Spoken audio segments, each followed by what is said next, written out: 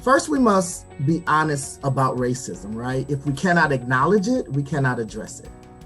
Next, we have to be honest about how racism is embedded in systems, right, that are at play in our cities and how they impact communities of color disproportionately every day. Like even before COVID, you have racial and ethnic health disparities, from infant mortality to diabetes to so many different things. And all of it, a lot of it has a lot to do with space and place. And we know that outside of the genetic code, that your zip code is the next predictor of life expectancy. I love the city level of government. We're on the front lines of a lot of these challenges, and we are the level of government that's obviously closest to the people. So we run into people at the Costco, or we used to go to the Costco, but we run into people and talk to people and get phone calls and texts, and we respond. We have to be good at constituent services.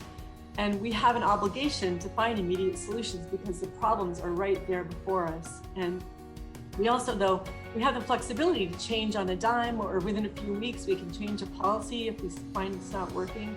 And in Arizona, in Tempe, we are home to Arizona State University. So we have the ability and the capacity to work with researchers and residents and committed staff in our city to really come up with innovative ideas, to incubate innovation, to percolate progress, and the ideas that we have maybe can percolate through the rest of the state.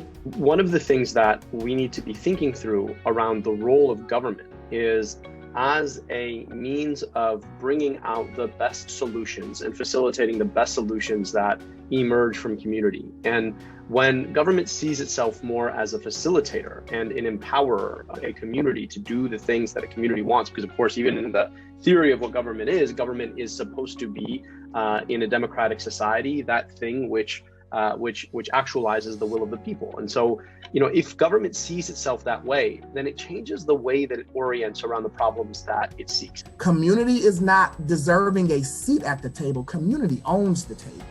And they need to be the ones who are driving these solutions. One of the things that I think has hampered so much of our efforts right now is that there is just not enough communication across different cities. You've got really amazing organic solutions being born out of real challenge in communities all over the country, whether it's Flint post the water crisis, or Tempe, or Detroit. And the hard part is that we have not invested in bringing the best of this thinking forward and creating a clearinghouse so that these best ideas could engage with and implemented across the board. The other part of it is that I think it's so effective for folks who have been thinking about one community to get out of their communities for a second and go to other communities and look at how different community members and leaders and public officials are working together in their communities. And I think that sharing of insight and perspective is just so powerful. And I really hope that we can do a lot more of that.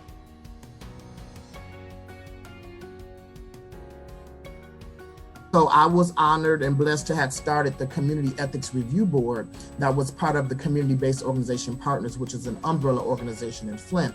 And so the Community Ethics Review Board that I started, called the SERVE, is a group of community residents. Many of them are retired educators or retired teachers or those that have interest in ethics, but they look at and they're trained in research ethics and in health equity. And they review research proposals that come into Flint to elevate them, utilizing utilizing a community ethics framework. So I guess it's about injustice, be it social or racial, environmental, or economic, it's all interconnected. And we've all heard the phrase, never waste a crisis. And I think it's just a very true statement. And now is a time like no other in my lifetime where allies can join together to tackle the injustices that are so deeply embedded in our cities, in our country, in our world.